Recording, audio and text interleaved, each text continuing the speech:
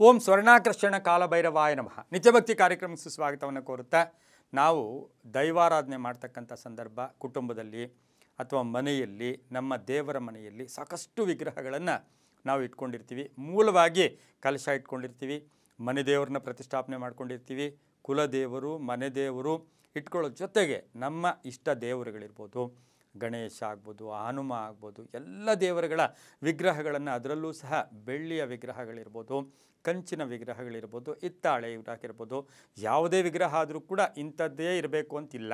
ಆದರೆ ಸಾಕಷ್ಟು ವಿಗ್ರಹಗಳನ್ನು ದೇವರ ಮನೆಯಲ್ಲಿ ಇಟ್ಕೊಂಡಾಗ, ಅನೇಕ ದೇವತಾ ಮೂರ್ತಿಗಳನ್ನು ಇಟ್ಕೊಂಡಾಗ ನಮಗೆ ಒಂದು ಪ್ರಶ್ನೆ ಉದ್ಭವಿಸುತ್ತೆ. ಆ ಪ್ರಶ್ನೆ ಏನಪ್ಪ ಅಂದರೆ, ನಾವು ಎಲ್ಲ ದೇವರುಗಳಿಗೂ ಪೂಜೆ ಮಾಡಬೇಕಾ? ಎಲ್ಲ ದೇವರುಗಳನ್ನು ಸ್ತುತಿಸಬೇಕಾ? ಎಲ್ಲ ದೇವರುಗಳನ್ನು ಪ್ರತಿದಿನ ತೊಳೆದು ಪೂಜೆ ಮಾಡಬೇಕಾ?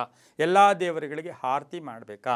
ಎಲ್ಲ ದೇವರುಗಳಿಗೆ ನೈವೇದ್ಯ ಇಡಬೇಕಾ ಅಂತಕ್ಕಂಥ ಪ್ರಶ್ನೆ ನಮ್ಮಲ್ಲಿ ಉದ್ಭವಿಸುತ್ತೆ. ಆದರೆ ನಾವು ಒಂದು ಮಾತು ಹೇಳ್ತೀವಿ, ಸಕಲ ದೇವ ನಮಸ್ಕಾರ ಕೇಶವಂ ಪ್ರತಿಗಚ್ಚತಿ, ಆಕಾಶಾತ್ ಪತಿತಂ ತೋಯಂ ಯಥಾ ಗಚ್ಚತಿ ಸಾಗರ, ಸಕಲ ದೇವ ನಮಸ್ಕಾರ ಕೇಶವಂ ಪ್ರತಿಗಚ್ಚತಿ ಅಂತಕ್ಕಂಥ ಒಂದು ಮಾತು ಕೂಡ ನಮ್ಮಲ್ಲಿ ಬರುತ್ತೆ. ಆದರೆ ಇವತ್ತಿನ ದಿವಸ ಇದಕ್ಕೆ ಪರಿಹಾರ ಏನು, ಇದಕ್ಕೇನಾದರೂ ಒಂದು ಮಾರ್ಗ ಇದೆಯಾ ಅಂತಕ್ಕಂಥ ಪ್ರಶ್ನೆ ಉದ್ಭವಿಸಿದಾಗ, ನೀವು ಯಾವುದೋ ಕ್ಷೇತ್ರಕ್ಕೆ ಹೋಗ್ತೀರಾ, ಯಾತ್ರೆಗೆ ಹೋಗ್ತೀರಾ, ಅಥವಾ ಗುರುಗಳು ಕೊಡ್ಬೋದು, ಒಂದು ಸಾಲಿಗ್ರಾಮ ಇಟ್ಕೊಳ್ಳಿ, ಒಂದು ಶಿವಲಿಂಗ ಇಟ್ಕೊಳ್ಳಿ, ಅಥವಾ ಒಂದು ಹನುಮ ಇಟ್ಕೊಳ್ಳಿ, ಹೀಗೆ ಅನೇಕ ಒಂದು ಮಹಾಲಕ್ಷ್ಮಿಯ ಫೋಟೋ, ರಾಯರ ಫೋಟೋ, ಹಾಗೆ ಇವೆಲ್ಲವನ್ನು ಇಟ್ಕೊಳ್ಳಿ, ಎಲ್ಲ ವಿಗ್ರಹ ಇಟ್ಕೊಳ್ಳಿ ಅಂತಕ್ಕಂಥ ಒಂದು ಕೊಟ್ಟಾಗ, ಅದನ್ನು ಇಟ್ಕೊಳ್ಳೋದ್ರಲ್ಲಿ, ದೇವರ ಮನೆಯಲ್ಲಿ ಇಡೋದರಲ್ಲಿ, ಆ ದೇವರ ಮನೆಯಲ್ಲಿ ಇಟ್ಟು ಪೂಜೆ ಮಾಡೋದರಲ್ಲಿ ಯಾವುದೇ ತಪ್ಪಿಲ್ಲ. ಯಾವುದೇ ಯದ್ಭಾವಂ ತದ್ಭವತಿ, ನಿಮ್ಮ ಭಾವನೆಗೆ ತಕ್ಕಾಗಿ ಇಟ್ಕೋಬೇಕು. ಆದರೆ ನಾವೇನು ಮಾಡಬೇಕು, ಎಲ್ಲ ವಿಗ್ರಹಗಳನ್ನು ಇಟ್ಕೋಬೇಕು. ಎಲ್ಲ ವಿಗ್ರಹಗಳು ಪೂಜೆ ಮಾಡ್ತಾ ನಮ್ಮ ಕಾನ್ಸಂಟ್ರೇಷನ್, ನಮ್ಮ ಮೈಂಡು, ನಮ್ಮ ಒಂದು ಗುರಿ ಅಥವಾ ನಮ್ಮ ಧ್ಯೇಯ ಯಾವುದ್ರ ಮೇಲಿರಬೇಕು?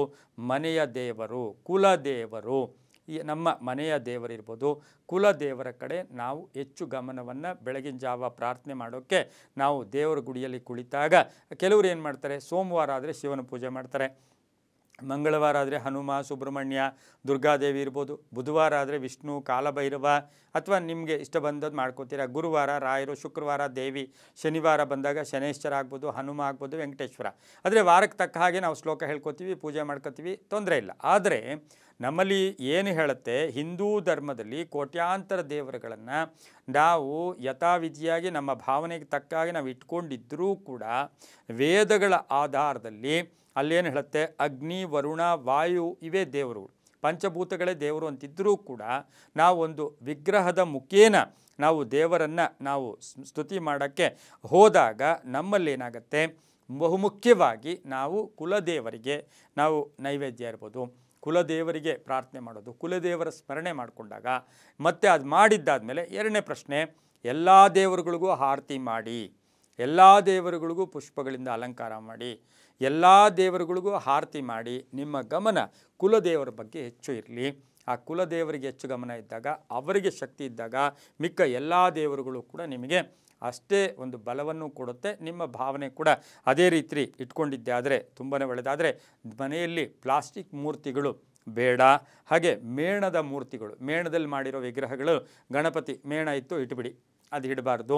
ಪ್ಲಾಸ್ಟಿಕ್ ಮೂರ್ತಿ ಬೇಡ, ಮೇಣದ ಮೂರ್ತಿ ಬೇಡ, ಗಾಜಿನ ಮೂರ್ತಿಗಳು ಇಟ್ಕೊಳ್ಳೋದು ಶುಭ ಅಲ್ಲ. ಎಲ್ಲ ದೇವರುಗಳು ಇಟ್ಕೊಳ್ಳಿ. ಕುಲದೇವರದ ಬಗ್ಗೆ ಒಂದು ಮಂತ್ರ, ಶ್ಲೋಕ, ಪ್ರಾರ್ಥನೆ, ಕಡೆಯದಾಗಿ ನಾವು ಪ್ರಾರ್ಥನೆಯನ್ನು ಮಾಡಬೇಕಾದ್ರೆ ನಮ್ಮ ಕುಲದೇವರಿಗೆ ಪ್ರಾರ್ಥನೆ ಮಾಡಬೇಕಪ್ಪ, ನನ್ನ ಕುಟುಂಬ, ನನ್ನ ಮಕ್ಕಳು, ಮನೆಯಲ್ಲಿರ್ತಕ್ಕಂಥವ್ರನ್ನ ಕಾಪಾಡಪ್ಪ ಅಂತಕ್ಕಂಥ ಪ್ರಾರ್ಥನೆಯನ್ನು ಮಾಡಿದಾಗ ಸಾಕಷ್ಟು ಶುಭ ಆಗುತ್ತೆ ಅಂತ ಹೇಳ್ತಾ, ಸರ್ವೇ ಜನ ಸುಖಿನೋ ಭವಂತು, ಸಮಸ್ತ ಸನ್ಮಂಗಳಾನಿ ಭವಂತು.